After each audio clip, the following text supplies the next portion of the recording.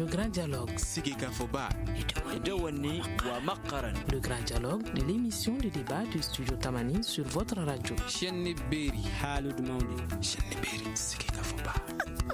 grand dialogue. Bonsoir et bienvenue au Grand Dialogue. Aujourd'hui, nous allons parler de la lutte contre le VIH-Sida. Plus de 100 000 personnes vivent avec le VIH-Sida au Mali. Selon les spécialistes de la maladie, les antirétroviraux permettent de réduire le risque de transmission de la maladie. Toutefois, au Mali, la majeure partie des malades n'ont pas accès à ces médicaments, malgré qu'ils soient gratuits. Nos invités sur ce plateau, Dr Bintou Dambélé, directrice de Arcade Sida, Aminata Sidibé, présidente de AFES, Association féminine d'aide et de soutien aux veuves orphelins du sida, et Mohamed Aïdara, sociologue. Je suis Fatmata Togola. Le grand dialogue.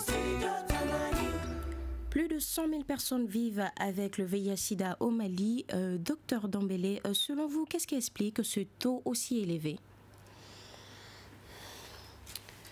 Je pense qu'aujourd'hui, il est extrêmement important de dire que nous avons fait aussi beaucoup d'efforts pour réduire ce taux-là. Il y a de cela une dizaine d'années, ce taux était de 1,7. Aujourd'hui, ce taux est de 1,1%. 100 000 personnes infectées par le VIH, c'est énorme. Je concède avec vous. Mais des efforts ont été consentis. Mais par rapport à ce nombre si élevé de personnes infectées par le VIH-Sida, je pense qu'aujourd'hui, il est extrêmement important de continuer ce qui a été commencé il y a 3 décennies. La lutte contre le sida a maintenant 30 ans. Mais il existe encore des poches où la surprévalence est élevée. Il existe encore des croyances socioculturelles erronées. Il existe encore beaucoup de stigmatisation. Tous ces éléments font le lit de la maladie. Et je pense qu'aujourd'hui, lutter contre le sida, c'est lutter pour que les droits soient acquis, c'est lutter pour que la stigmatisation s'arrête, c'est lutter pour que les uns et les autres puissent avoir les informations réelles sur la maladie. D'accord. Alors, Madame Sidibé, que pensez-vous également de ce taux aussi élevé?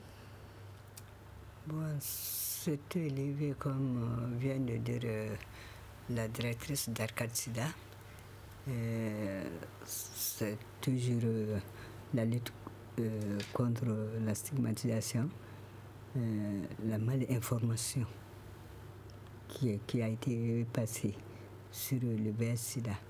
Bien, avant que les gens ne soient informés. Et il y a le déni aussi. Il y a le déni de beaucoup de personnes qui ne veulent même pas parler du VIH-Sida. Mais qu'est-ce qui explique ce phénomène? Ce phénomène est spécifique parce que tout le monde pense jusqu'à présent que le sida c'est uniquement un sujet de sexualité. Donc il y a la malinformation. Donc la sexualité est excessivement tabou chez nous ici au Mali, que personne ne veut en parler. D'accord. Ouais. Ok. Alors, Monsieur Aïdara, selon Madame Sidibé, le fait de parler de la sexualité est un tabou dans notre société et c'est l'une des raisons aussi qui fait que le taux est élevé. Qu'en pensez-vous? Merci Madame.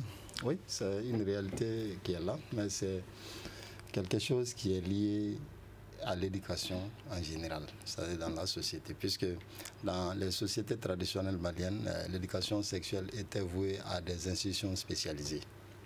Alors donc avec la disparition petit à petit de ces institutions, donc ça a laissé place à un certain nombre d'institutions qui donnent des informations plus ou moins erronées sur la sexualité. Vous êtes jeune, vous comprenez que la majeure partie de cette éducation se passe au niveau, comment on appelle ça, des réseaux sociaux, qui ne véhiculent pas une vraie image de la sexualité, qui transforme un peu le corps de la femme en un objet comment on appelle ça, un terme un peu plus ou moins pudique, en un objet sexuel, n'est-ce pas? Donc, ce qui fait que la majeure partie des jeunes grandissent avec cette idée erronée et c'est facteur de diffusion du sida.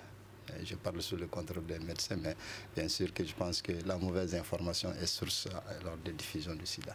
D'accord. Alors, docteur Traoré, qu'est-ce que vous pouvez nous dire sur les différentes méthodes de transmission du VIH-Sida? Docteur Dambélé, je vais dire. Docteur Dambélé, excusez-moi. Toutes nos excuses. Oui. Le sida se transmet essentiellement par 3 voies. La voie sexuelle, lorsqu'on a des relations sexuelles non protégées par un préservatif avec une personne déjà contaminée. Les sécrétions vaginales, les sécrétions séminales de l'homme et de la femme contiennent du virus. Donc, le sida peut se transmettre si le préservatif n'est pas porté. La deuxième modalité de transmission de la maladie, c'est le sang. Parce que le sida est contenu dans le sang. Lorsque un objet souillé du sang d'une personne infectée par la maladie coupe une personne non infectée, le sida se transmet parce que justement, c'est soit une lame déjà utilisée, déjà souillée, soit une aiguille déjà souillée. Ce sang la transmet directement le sang contenant du virus souillé, du virus infecté dans le sang d'une personne saine. Donc, deuxième mode de transmission. Troisième mode de transmission, c'est de la mère à l'enfant. Aujourd'hui, nous savons que une femme séropositive, si elle n'est pas dépistée précocement, si elle n'a pas reçu de traitement antirétroviral avant l'accouchement, elle a beaucoup de chances de transmettre la maladie à son enfant. Le sida de la mère à l'enfant se transmet à 3 moments. Le premier moment, c'est au cours de la grossesse, parce que nous savons qu'au cours de la grossesse, l'enfant se nourrit du sang de sa mère. Voilà, donc l'enfant peut être contaminé en ce moment-là. Au moment de l'accouchement, parce qu'au moment de l'accouchement, les flux sanguins, les échanges sanguins entre la mère et l'enfant sont accentués. Deuxième moment de transmission, et lors de l'allaitement. Parce que le virus, le lait maternel contient le virus du sida. Donc l'enfant en allaitant peut être contaminé. Troisième modalité de transmission de la mère à l'enfant. Mais lesquels sont les plus fréquents au Mali ici?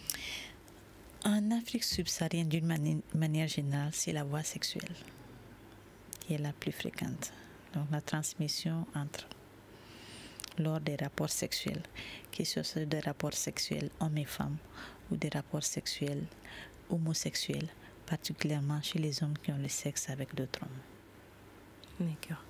Je vous propose d'écouter Amadou Ibrahim Sango, secrétaire général du réseau malien des associations des personnes vivant avec le VIH-Sida.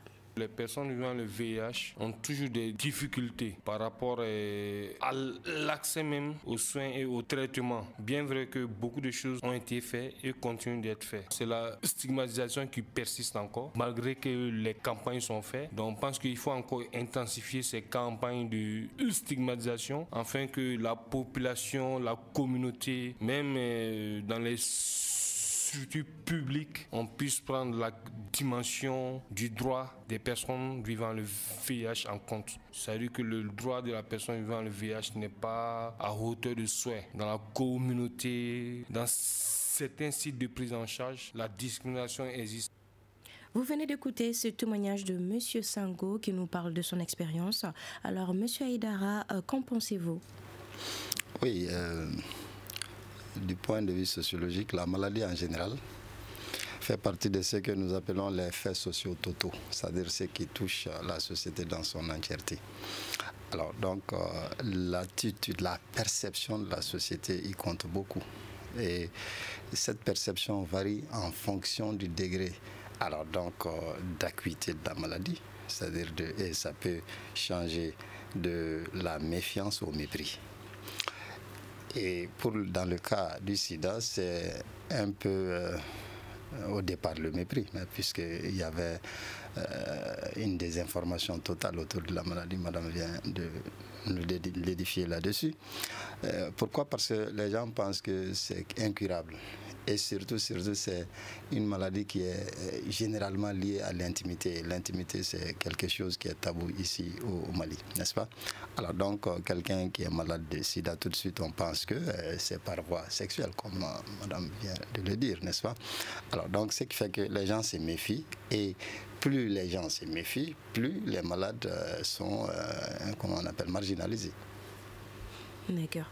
Alors, Madame Sidibé, quels sont les autres défis auxquels les malades du sida font face, plus la stigmatisation?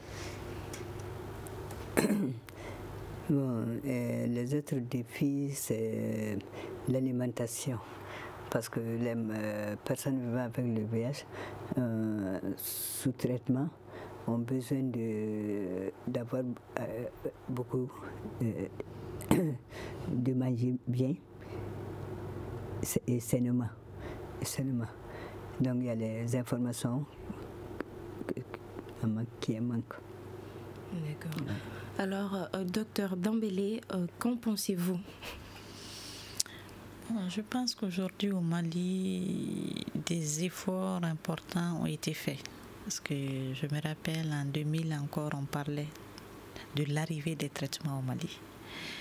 À partir de 2004, on a parlé de gratuité des médicaments antirétroviraux au Mali. Donc aujourd'hui, je pense qu'on a quand même réussi, grâce à l'implication des autorités de ce pays, à surmonter quelques défis, dont l'accès géographique et aussi l'accès financier au traitement. Parce que les traitements sont gratuits, c'est la politique du Mali qui le dit. Donc aujourd'hui, ces défis-là, on est en train de les surmonter. Mais ce qui est évident, c'est qu'aujourd'hui, nous avons un pays qui est immense, énorme, un pays où il y a des questions sécuritaires. Donc, ce sont des handicaps, des obstacles qui font que le traitement n'est pas décentralisé à hauteur de souhait sur tout le territoire du Mali. Donc, ça, c'est un défi important. Second défi, les enjeux financiers. Parce qu'aujourd'hui, nous savons que 80% des financements de la lutte contre le sida proviennent des partenaires techniques et financiers extérieurs du Mali. Donc ça, c'est un enjeu de taille. On ne peut pas aujourd'hui financer une lutte, décider d'une politique en espérant sur des fonds qui ne sont pas des fonds domestiques. Donc ça aussi, c'est un défi que nous devons tous relever avec le gouvernement de ce pays-là. L'autre défi, c'est aussi la qualité des traitements, la qualité de la prise en charge. Les médicaments antirétroviraux, Dieu merci, sont là. Les patients sont là, les médecins. On a quelques difficultés parce que, comme je l'ai dit, c'est pas évident partout, pareil, de trouver des médecins qui sont dédiés à la prise en charge. Il y a aussi les questions de suivi biologique des patients. Le suivi biologique d'une personne vivant avec le VIH/SIDA est inscrit dans un protocole rigide, bien codifié, où la personne qui prend un traitement chronique, un traitement à vie, est tenue à des moments bien précis du traitement, de faire du bilan biologique, de faire des analyses biologiques pour voir l'évolution de la maladie. Malheureusement, aujourd'hui, nous avons énormément de difficultés dans ce domaine-là parce que les appareils qui doivent faire déjà ce travail-là ne sont pas à hauteur de souhait dans tout le Mali. Deuxième chose, les réactifs qui doivent nous aider à faire ça ne sont pas à hauteur de souhait. Les machines qui font ça, les appareils qui font ça ont besoin de maintenance, ce qui est problématique. Donc tous ces éléments font qu'aujourd'hui, évidemment, le secrétaire exécutif est là, les politiques du Mali sont claires, il existe un cadre stratégique national, il existe des ingrédients pour aller vers la fin de la lutte contre le sida. On sait comment y aller, on sait comment faire, mais il nous manque les moyens. Donc aujourd'hui, il est indispensable qu'on termine cette lutte. Parce que c'est ça le défi aujourd'hui. Comment nous pouvons aller vers la fin de la maladie, en 2030? La fin de la maladie, ça veut dire quoi? Ça veut dire que le sida, à partir de 2030, n'est plus un problème de santé publique. C'est ce que ça veut dire. C'est pas dire qu'il n'y a pas de contamination, mais ça veut dire que ce n'est plus un problème de santé publique. Donc ce n'est plus une priorité des priorités. Et c'est là que le Mali veut aller. Donc aujourd'hui, il est indispensable que nous mobilisons davantage Vous avez dit un Mali sans sida en 2030. En 2030. Mais voilà. Est-ce réellement possible? Oui. Je pense que c'est possible. Je pense que c'est un slogan qui a son sens. Un Mali sans sida, un Mali sans que la problématique de VIH soit un problème de santé publique, oui. Sans que nous ayons tous ces problèmes d'insuffisance de couverture géographique, de maintenance des affaires, ça c'est possible. Nous voulons que davantage que le secrétaire exécutif du haut de la présidence nous accompagne davantage, qui finance la lutte contre le sida, qu'il y ait plus de mobilisation. Et c'est ce que nous demandons. Nous savons aujourd'hui comment arrêter l'épidémie. Ce n'est pas un rêve, ce n'est plus un rêve. D'accord. Alors, M. Aïdara, Dr Dembélé vient de le dire, 2030, Mali sans sida. Est-ce que vous pensez que cela peut être une réalité? Je pense, oui. C'est possible puisque c'est la spécialiste qui parle. Du point de vue sociologique, c'est possible. Oui. Pourquoi? Parce qu'une maladie, ça engage d'abord des groupes sociaux. Et dans le cas du sida, il s'agit du groupe des soignants, du groupe des malades et de la société qui a une perception sur tout ça. Maintenant, comment prendre en charge ces gens? Je pense que les groupes spécialisés comme les médecins savent. Déjà, ils ont fait tous les diagnostics pour un peu prendre le terme, utiliser le terme médical. Je ne suis pas médecin, je vous l'avoue. Alors donc, ils connaissent un peu les modes de transmission, etc. Maintenant, qu'est-ce qui reste du point de vue sociologique? Coordonner tout ça, organiser les groupes de manière que, alors donc, on puisse prendre en charge et de manière adéquate, alors donc, les malades du sida, de telle sorte que ça ne devienne pas, alors donc, un problème de santé publique. Alors, donc, je pense que du point de vue sociologique, c'est un problème d'organisation et de coordination. Ok. Alors, docteur Dembélé, vous avez parlé du mode de transmission de mère à l'enfant. La victime que nous venons d'écouter tout de suite a su qu'il était atteint du sida en juin 2004 lors d'un dépistage. Il souligne qu'il est marié aujourd'hui et père de 3 enfants, mais ses enfants ne sont pas atteints. Comment cela peut-il être possible? Voilà, je vous ai dit, le sida de la mère se contamine de 3 façons. Je vous rappelle. Oui. La première façon, c'est lors de la grossesse, parce que l'enfant s'est nourri du sang de la mère. La deuxième façon, c'est lors de l'accouchement, parce que les échanges sanguins au moment de l'accouchement sont plus accentués entre la mère et l'enfant. Troisième façon, c'est lors de l'allaitement maternel, parce que le virus du sida est contenu dans le lait maternel. Aujourd'hui, il est possible de soigner une personne vivant avec le VIH-Sida jusqu'à ce que la personne devienne indétectable. Indétectable, qu'est-ce que ça veut dire? Ça veut dire qu'on donne des traitements efficaces qui sont les médicaments antirétroviraux. La personne va les prendre pendant un certain temps et le virus va presque disparaître de son sang. On dit que la charge virale de la personne est indétectable.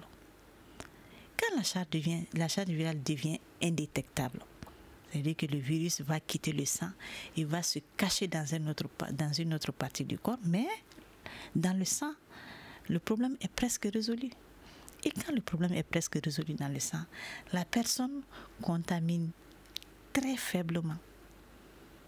Mais il y a toujours un risque. Il y a un risque. Mais si aujourd'hui, une femme enceinte est dépistée précocement et qu'on établisse que la femme enceinte est séropositive, on va lui donner un traitement qu'elle doit prendre quotidiennement et ce traitement-là est efficace, va protéger son enfant. Elle peut accoucher de son enfant qui va être sain. Elle peut allaiter son enfant parce que sa charge virale est indétectable. Donc, une femme séropositive bien suivie peut bel et bien donner naissance à un enfant sain. Et concernant le père? Le sida se transmet de la mère à l'enfant, mais pas du père à l'enfant. C'est-à-dire que même lors des rapports sexuels, le spermatozoïde qui féconde l'ovule n'est pas atteint. Le liquide séminal, oui. Donc aujourd'hui, il existe des connaissances très claires. Il ne devait plus avoir d'enfants nés de mères séropositives dans mon pays si, lors des consultations prénatales, toutes les femmes étaient soumises à un test VIH-Sida. Si toutes les femmes étaient prises en charge, on aurait un Mali sans sida parce que tout simplement, aucun enfant né de mère séropositive ne sera contaminé. Donc le rêve est possible. D'accord. Alors, plus de 100 000 personnes vivent avec le VIH-Sida au Mali. Le taux ne dépasse-t-il pas ces chiffres avec les malades non déclarés, Monsieur Aïdara? Je pense que la question devrait être posée aux spécialistes qui ont fait des enquêtes. Social. Du point de vue sociologique, il y a ce qu'on appelle le trou noir dans toutes les enquêtes. Le trou noir, ça veut dire quoi? Puisque dans les recherches, il y a ce qui se déclare et ce qui cache. N'est-ce pas? Donc, ce qui se cache, généralement, surtout concernant la maladie, indubitablement, ça peut dépasser ce taux. Mais les gens tiennent compte du fait qu'avec ces genres d'enquêtes, il y a toujours une marge d'erreur qu'on ajoute. Donc plus ou moins, ça peut refléter la réalité, n'est-ce pas? Donc 1,1, donc je pense que ça peut refléter la réalité. Alors Madame Sidibé, les personnes qui ne se déclarent pas, pensez-vous que c'est par peur d'être jugées ou d'être stigmatisées? Oui. Les gens qui ne se déclarent pas, c'est par peur de stigmatisation. C'est par peur aussi. Vraiment qu'ils ne veulent même pas se faire voir. D'accord. En général, les gens qui se font voir, c'est les personnes vivant avec le VIH qui se sont regroupées en association, comme nous. D'accord. Oui. Ok. Alors, docteur Dembélé, vous avez parlé de la prise en charge, mais qu'est-ce que vous pouvez nous dire sur le processus, comment ça s'organise concrètement? Voilà, donc déjà vous avez entendu parler des fameuses 3,90. 90% des personnes sont dépistées positives. 90% des personnes dépistées positives ont accès au traitement. Et 90% des personnes qui ont accès au traitement ont une charge virale indétectable. C'est ça l'efficacité du traitement. Aujourd'hui, au Mali, les traitements sont efficaces. La prise en charge est organisée de telle sorte que, au niveau des sites décentralisés du ministère de la Santé, que ce soit les centres de santé de référence essentiellement, que ce soit les structures hospitalières à Bamako et dans les régions. Par exemple, on sait que dans presque tous les centres de santé de référence de Bamako et des régions, il existe les traitements antirétroviraux. Ces traitements antirétroviraux sont des traitements chroniques qui sont donnés par le médecin, prescrits par le médecin, et l'accès est gratuit. Nous savons aussi que la prise en charge commence par un dépistage. Donc aujourd'hui, quand une personne est dépistée positive, la personne est en droit d'exiger un traitement qui lui est donné gratuitement et qui est efficace pour sa prise en charge. Donc la prise en charge pédiatrique est aussi organisée de telle sorte que les enfants nés de ces mères séropositives qui échappent à la prévention de la transmission mère-enfant, donc qui naissent avec la maladie, sont dépistés par un diagnostic précoce. Et après ce diagnostic précoce-là, ces traitements-là sont délivrés aussi à des enfants. Mais si le traitement commence dès l'enfance, donc avec l'âge, comme vous l'avez dit, il n'y a pas de risque de contamination. De contaminer qui? Pas de contamination, bon, de risque d'atteinte ou d'infection d'autres personnes. Non, je pense qu'aujourd'hui, il existe des enfants qui ont plus de 20 ans qui sont nés avec le virus du sida. Ce sont des enfants qui ont appris à vivre avec la maladie, appris à prendre des traitements, appris souvent à se cacher, à être discret, appris à ne pas communiquer autour de leur statut sérologique. Donc, il est bel et bien possible de vivre longtemps avec le virus du sida. Du virus du sida, la maladie du sida est en train de devenir aujourd'hui une maladie chronique. D'accord. Vous avez dit que les antirétroviraux ne sont pas accessibles sur toute l'étendue du territoire, mais là où ils sont accessibles, est-ce que vous faites face des fois à des ruptures de stock? Oui, ça arrive qu'il y ait des ruptures de stock, mais on ne peut pas dire que ces ruptures de stock-là, c'est du 1er janvier au 30 décembre. Non, il y a des moments où on a des difficultés, mais ça redémarre toujours. Mais nous savons que, par exemple, dans les zones où il y a la question sécuritaire, où les ressources humaines dédiées à cet effet-là ne sont pas présentes, la prise en charge est problématique. Dans les régions du Nord notamment. Donc, dans ces régions-là, on a des problèmes. Sinon, d'une manière générale, on peut dire que les traitements existent un peu, surtout dans les régions du Sud. Mais dans les régions du Nord, est-ce que vous avez pris des mesures pour faire face à cette situation? Dans les régions du Nord, je pense que le ministère de la Santé a énormément fait. Parce que, par exemple, au niveau de la région de Mopti, il y a des patients qui sont bien suivis. Au niveau de la région de Gao, nous-mêmes, nous avons un site de traitement à Gao qui soigne environ 250 patients dans le centre de santé de référence de Gao. Donc aujourd'hui, on peut dire que ça existe. Mais dans la région de Kidal, non. Dans la région de Tombouctou, c'est difficile. Il n'y a pas énormément de patients là-bas, heureusement d'ailleurs. Donc la prise en charge est un peu difficile à cause des questions sécuritaires. D'accord.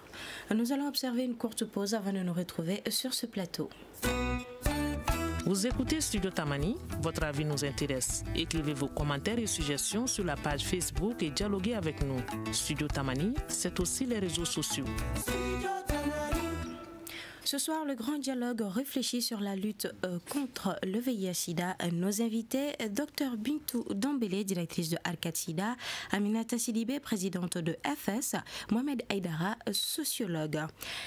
Les dernières enquêtes sur la maladie menées en 2013 par le ministère de la Santé indiquent que le taux de prévalence est de 1,1% et les travailleurs de sexe sont les plus exposés.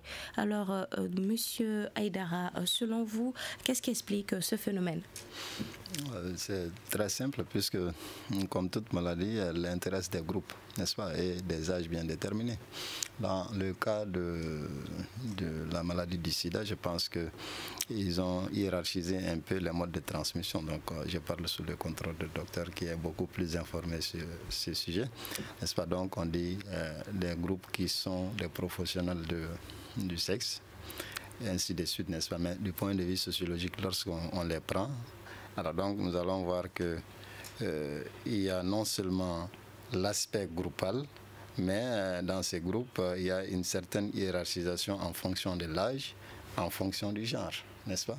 Alors donc sur ces points, on parle de plus en plus de féminisation. Je pense que peut-être que vous allez toucher cet aspect, n'est-ce pas. Et les travailleurs du sexe, madame vient de le dire, on dit que les premiers concernés, le premier mode de transmission, c'est par voie sexuelle.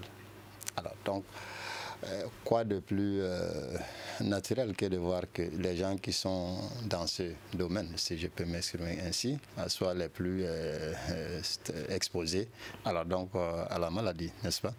Alors, donc au-delà de ça, je pense que lorsqu'on fait une analyse socio-économique de ce groupe, très souvent, il s'agit de personnes qui sont très alors donc marginalisés et qui n'ont pas peut-être les moyens de se prendre en charge et qui basculent dans ce qu'on appelle en sociologie la déviance sociale, c'est-à-dire un comportement à risque, n'est-ce pas, donc du point de vue de la maladie, n'est-ce pas.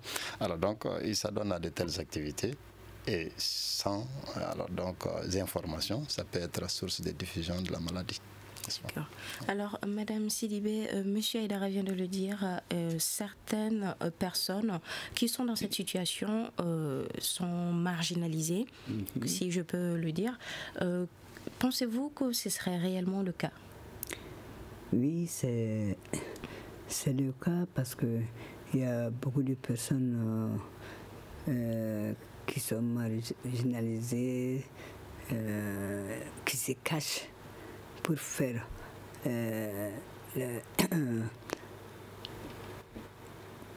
comment dirais-je, les professionnels du sexe, mais qui ne veulent pas que les gens, c'est par peur des stigmas, comme le sociologue M. Aydra vient de le dire, donc de se prendre en charge. Il y a la lutte contre la pauvreté aussi. Parce qu'ils ont une famille à nourrir, ils sont en location, ils n'ont pas de moyens financiers, donc ils sont obligés de se cacher pour faire les professionnels du sexe. Et ils ne sont pas bien informés. Et surtout, ils ne sont pas au courant du statut stérologique de leur partenaire. Alors que, comme le docteur vient de le dire, sans le dépistage, personne ne sait qui est personne vivant avec le VIH, qui n'est pas personne vivant avec le VIH. D'accord. Alors, docteur Dembélé, qu'est-ce que vous pouvez nous dire sur la marge de la statistique concernant les âges les plus atteints dans la société malienne? Les âges les plus atteints, c'est en tout cas, selon notre petite statistique, c'est entre les 25-35 ans. 25-35 ans. Oui, et majoritairement, c'est des femmes. Ce sont des gens qui sont en pleine activité sexuelle. 25-35 ans, c'est des gens qui sont mariés, qui ont des enfants, qui ont des co-épouses, qui ont des maris, qui sont un peu le socle de notre société. Je pense que M. Aydra me dira. Donc, ce sont ces gens-là qui sont contaminés par la maladie. D'accord. Alors, M. Aydra, certains remettent en cause l'existence du sida. Qu'en pensez-vous? Est-ce une réalité ou pas? Oui, on comprend. C'est-à-dire que quand il y a le déni de la chose, quand on est victime de la chose, ou bien on est exposé, on peut faire un déni de la maladie, histoire de se donner un réconfort intérieur. Mais au-delà de ça, on sait que c'est quelque chose qui existe réellement, n'est-ce pas? Alors donc, l'aspect culturel, pourquoi? Parce que je conversais un peu avec les gens sur la maladie, et très souvent, lorsque on demande les gens qui sont très souvent actifs sexuellement et qui ne sont pas tellement fidèles, alors donc, ils ont une tendance à nier l'existence même de la maladie. Pourquoi? Pour alors peut-être c'est faire comment on dit ça encore, c'est une illusion pour se réconforter soi-même, n'est-ce pas? Alors, il y a l'aspect culturel également. L'aspect culturel, pourquoi? Parce que il n'est pas commun ici dans la société malienne de se déclarer avec un certain nombre de maladies, notamment les maladies liées à l'intimité, n'est-ce pas? Alors donc la meilleure façon de lutter contre ça au niveau culturel, c'est de dénier, dire que ce n'est pas quelque chose qui existe, ça a été inventé par les Européens, ils ont même des définitions, on dit syndrome, etc., etc. Vous en savez quelque chose, n'est-ce pas? Mais au-delà de ça, ça c'est quelque chose qui est très grave, qui peut être source de transmission, puisque lorsque quelqu'un nie et devant les jeunes, puisque madame vient de le dire, l'âge concerné, il s'agit alors donc de jeunes gens qui sont actifs sexuellement et qui, de nos jours, vous savez quel est le comportement des gens qui n'ont pas été éduqués sexuellement, alors donc de manière traditionnelle, et qui adoptent d'autres comportements venus d'ailleurs, n'est-ce pas? Alors donc ça également, c'est une source de transmission très grave qui peut alors donc exposer les gens. D'accord. Alors, docteur Dembélé, M. Aydra vient de le dire, ça dépend aussi de là où ces personnes-là viennent, de la façon dont ils ont été éduqués. Comment vous faites pour mieux sensibiliser ces personnes-là? Moi, je pense que le sida est une réalité qui concerne autant les personnes qui sont dans les milieux éduqués et les personnes qui ne le sont pas. Parce que tout simplement, c'est quelque chose qui est lié à la sexualité. Une chose qui est liée à la sexualité, c'est une chose qui est intime, qui est tabou, on n'en parle pas. Je pense qu'ils ont déjà dit ça. Mais ce qui est certain, c'est qu'aujourd'hui, le sida existe dans tous les milieux. Les personnes qui sont concernés par cette maladie, ce sont des personnes qui sont des hommes, des femmes, qui sont dans le secteur informel, mais aussi qui sont dans les milieux les plus aisés. Comment avoir un contact avec ces personnes-là? Nous avons une façon de travailler. C'est de travailler avec la communauté elle-même, la population elle-même. C'est-à-dire qu'aujourd'hui, nous avons une stratégie qui s'appelle la péréducation, où les personnes issues de la communauté, c'est elles-mêmes qui vont sensibiliser au sein de la communauté. C'est-à-dire si aujourd'hui, moi j'entreprends une activité, je fais cette activité-là avec les personnes qui sont elles-mêmes concernées par la maladie. Ça explique un peu nos relations avec les associations des personnes malades, parce que nous les utilisons pas comme un problème, mais comme une solution à une épidémie qui les concerne. Donc ça, c'est quand même une force qui est importante. Quelque chose qui est important. Associer la maladie, associer le malade à sa propre prise en charge est une démarche aujourd'hui, une démarche qui est en train d'innover à Bamako, mais que nous avons utilisée depuis quelques temps, mais qui est efficace. Donc la stratégie d'approche, c'est le faire par les personnes qui sont concernées elles-mêmes. Si aujourd'hui on a des pères éducateurs, des pères éducatrices, des conseillers psychosociaux qui sont des personnes malades du sida, qui accueillent d'autres personnes malades du sida, qui les orientent, qui les assistent, qui les aident au moment de l'annonce de résultats, qui leur font des témoignages, donc ça c'est important. Nous avons des pères éducatrices qui sont des travailleuses de sexe, qui intègrent ce milieu-là, qui les sensibilisent d'autres pères, qui font des témoignages, qui les amènent vers les soins ou vers le dépistage. Nous avons des pères éducateurs un peu partout. Donc cette stratégie-là, d'aller vers la population, d'intégrer la population, de l'amener à se prendre en charge, de l'amener à s'intéresser à sa propre santé, c'est notre stratégie de faire. Aujourd'hui, le sida n'est pas seulement un problème médical. Je pense qu'en mettant autour de ça les personnes ici présentes, le sociologue, la personne vient avec le VIH-Sida. Vous avez mis la boucle des personnes qui peuvent être utiles. Moi, médecin, je ne peux pas faire ce travail-là tout seul. Parce que la prise en charge n'est pas que médicale, elle est aussi sociale, elle est psychologique. Donc la prise en charge, chacun a sa partition à jouer pour que le malade puisse vraiment aller mieux avec ses traitements, supporter ses traitements, ne pas contaminer d'autres personnes, être responsabilisé de sa propre prise en charge. C'est une démarche qui est intéressante. D'accord. Alors, Madame Sidibé, aujourd'hui, que pensez-vous de la lutte contre le sida? Comment pouvons-nous lutter contre le sida et quelles sont les méthodes de prévention que vous pouvez nous donner?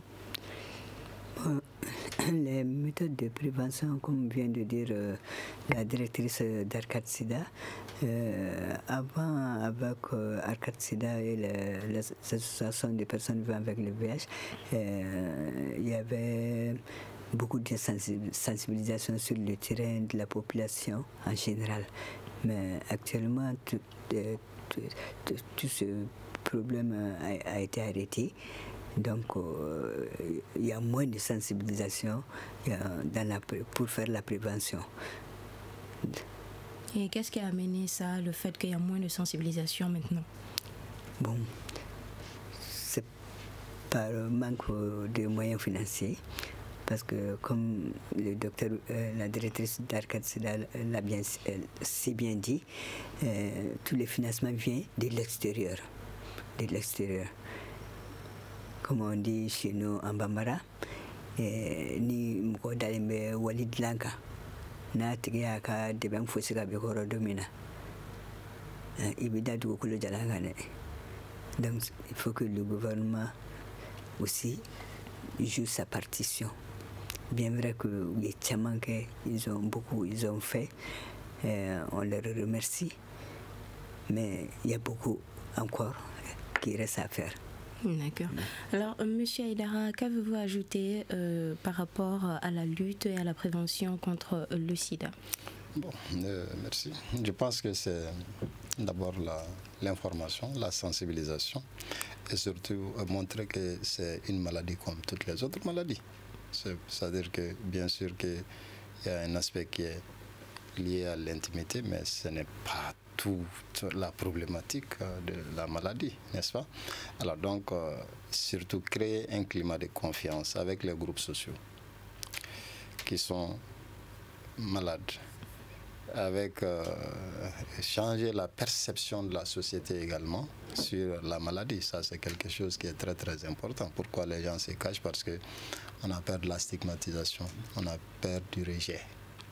N'est-ce pas? Donc, on veut être malade de toutes sortes de maladies, sauf du sida. Alors, donc, montrer que c'est une maladie comme toutes les autres. Et que lorsque quelqu'un tombe malade de cette maladie, que ça peut être pris en charge, n'est-ce pas? Qu'il y a des organismes spécialisés dans le cadre de la lutte de cette maladie et que surtout la personne peut vivre normalement comme les autres personnes, n'est-ce pas? Donc ça, c'est très très important, créer ce climat de confiance chez les gens et vous allez voir que beaucoup vont s'ouvrir à vous. Merci. D'accord. Alors, docteur Dambélé, un mot de la fin avant de boucler le débat. Oui, alors, qu'est-ce que vous prévoyez de faire à l'occasion de cette journée mondiale de lutte contre le VIH-Sida? Je pense que déjà, cette journée, nous avons eu une élocution des plus hauts responsables de ce pays-là concernant leur engagement dans la lutte contre le sida. Donc ça, c'est déjà un élément de taille. Le ministère de la Santé, le professeur Sambassou, a retiré son engagement. Le président du Mali, à travers justement son ministre de la Santé, a retiré. Donc l'engagement politique, il est là.